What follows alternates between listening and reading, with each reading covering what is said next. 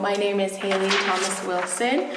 I'm Mohawk Nation Wolf Clan from Six Nations of the Grand River Territory, and I'm the Education Outreach Cultural Interpreter here at Woodland. So anything that we offer here at the Center for Education, I take off-site. So I go to schools or organizations and provide residential school presentations, some of the history and some of the workshops that we offer. So I travel for my position. Here at Woodland, we're an interesting center because we are made up between different departments. And so we have education, the arts, language, and museum. So all of those departments work together. Education wouldn't function without, the museum. Or we have a Save the Evidence coordinator that's trying to keep the residential school building standing so that we can use that as a tool, a teaching tool as well, in educating people about what really happened within the doors of that school. So education wouldn't be able to function again without those great partnerships that we have within the center and the departments.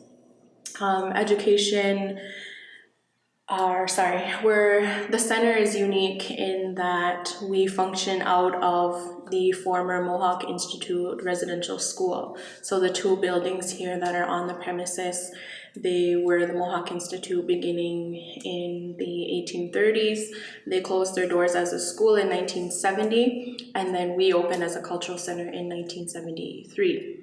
And so the mandate of Woodland is to preserve, promote, and educate our own people as well as non-Indigenous people about the true history of what happened in residential schools, as well as, how did we function as Indigenous people in this region, 600, 1,000 years ago.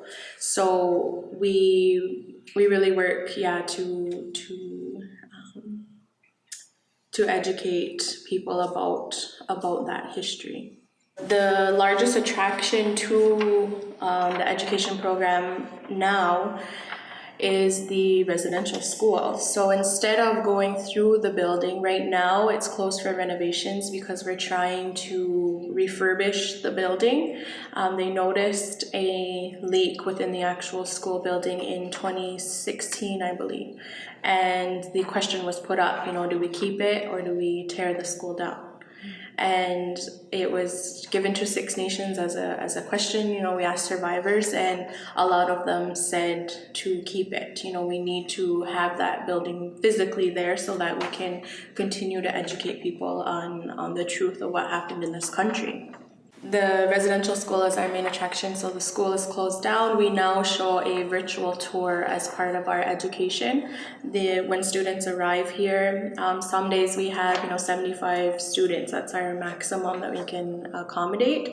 So if there's 75 students, just for an example, we will have 25 watching the residential school virtual tour, so a movie basically about the Mohawk Institute, and then 25 will be going through our museum, and then 25 will be doing another workshop or craft.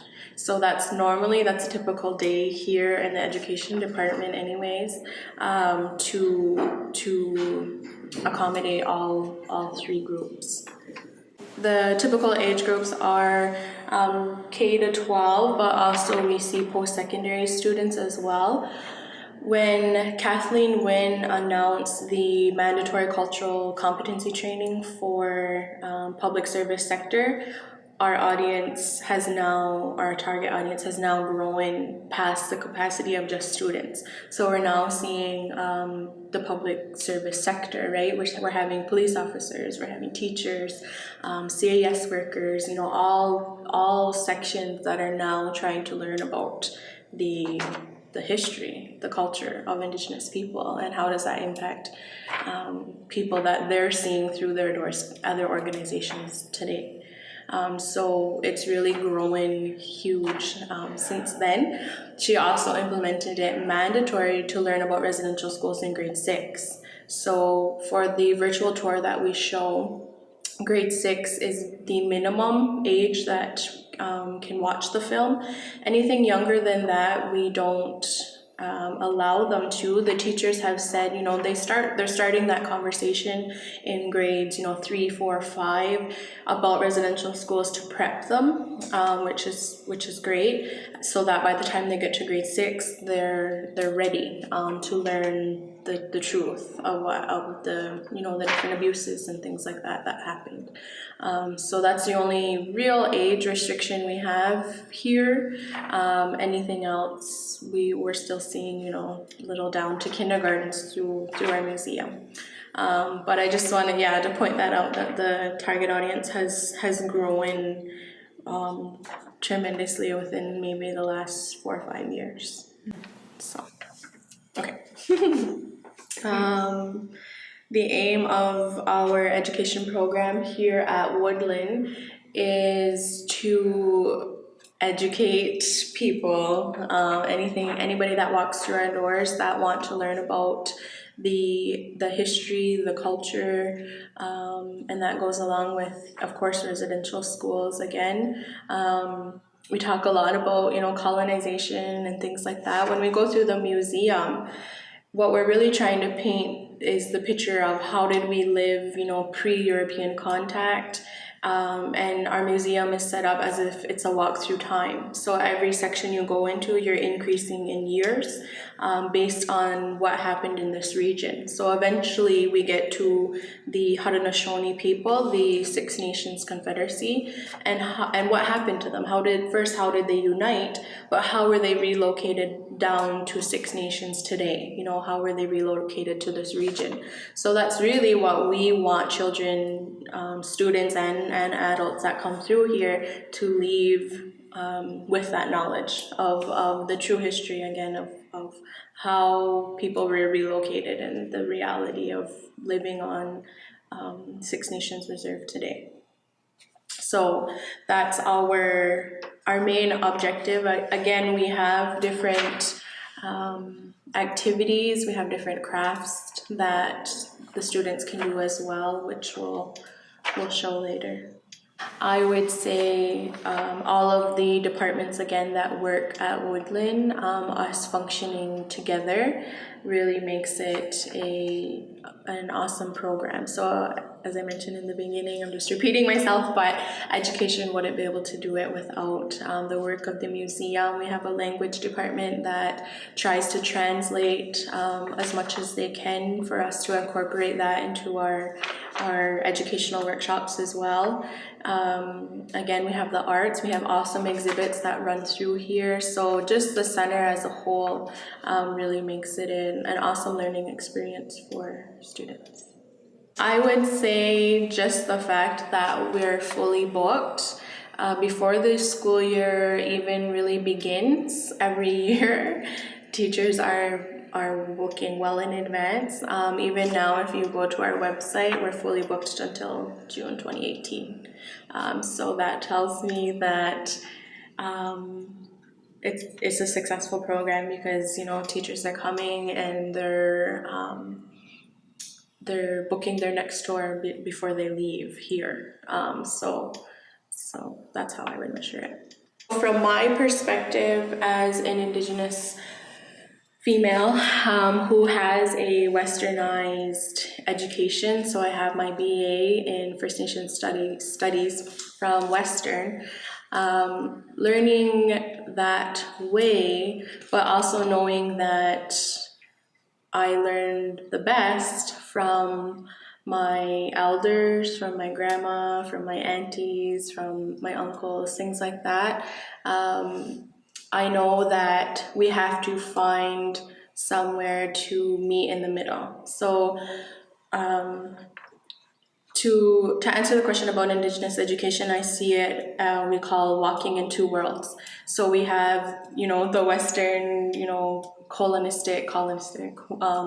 colonized way of learning, and then we have the Indigenous based land-based learning on the opposite ends of these two worlds, or the ends of the spectrum, and we have to find a way to combine them. So if our Indigenous students aren't learning the best sitting in a desk listening to a teacher write on the chalkboard all day. They're probably going to learn better if they're, outside and learning, the plants and the medicines and how to tap trees and those types of things. So Indigenous education to me is combining those two things, because we know now that in order to function in 2018, that you need an education to receive a good job so that you can pay your bills and pay your heat and your hydro and put food in your belly, in your kids' bellies and things like that. But we also know that our culture, our identity, our languages are so important. So again, those two worlds, it's that balance. So Indigenous students today, that's a hard thing to wave through. As I mentioned, when I was away at Western, my First Nation Studies profs they were really good at accommodating the fact that I was going to cite, say, my grandma. What did she teach me about the Great Law, or about Tadadap or Daskahi and all of our prominent First Nations leaders, that I could quote her in an essay, right? To me, that's Indigenous education, because that's how I learned the best.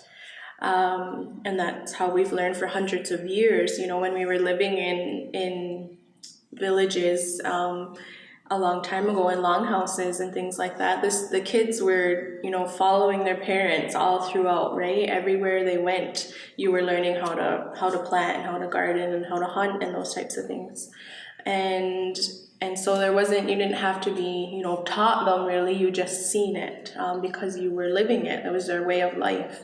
But now that we're used to this westernized setting of you're going to go to school all day and learn from a teacher and your parents going to go to work, it severs that tie between those parents and the kids. So how do we continue to still learn those types of things, those way of living of our culture? How did we function as a people?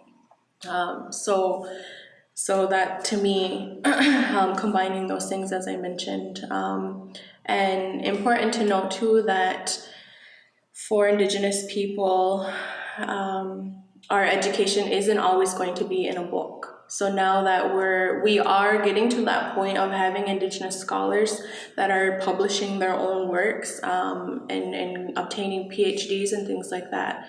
But it's not always going to be that way. We're not always going to be able to add in citations and a bibliography about Indigenous education. But it's important to acknowledge that from our elders and from land-based learning, those types of modules, that's how we'll accomplish Indigenous education. How I view Indigenous education from the previous question is how I want it to actually function everywhere. For it to become the mainstream for Indigenous students, that we don't have to remove the two worlds, that on reserve we can just teach all kids that way, teach them about our language and our ceremonies and our culture and our identity as an Ongwehoi person. Do that as well as teaching them, basic reading, writing, comprehension, that they're both important, but we don't have to just sever them as two separate entities. So again, my vision, because I even have children of my own that are going to be in that education setting, that we find that middle, and it's always going to be a gray area, I feel, but that it becomes a norm for all Indigenous students. I'm really recently big on land-based learning because I believe that we're obviously not taught those things in mainstream education and mainstream curriculum, but it's important to us. So for land-based learning, you need land. That's a huge issue for Indigenous people, of course. We need teachers. We need Indigenous First Nations people that,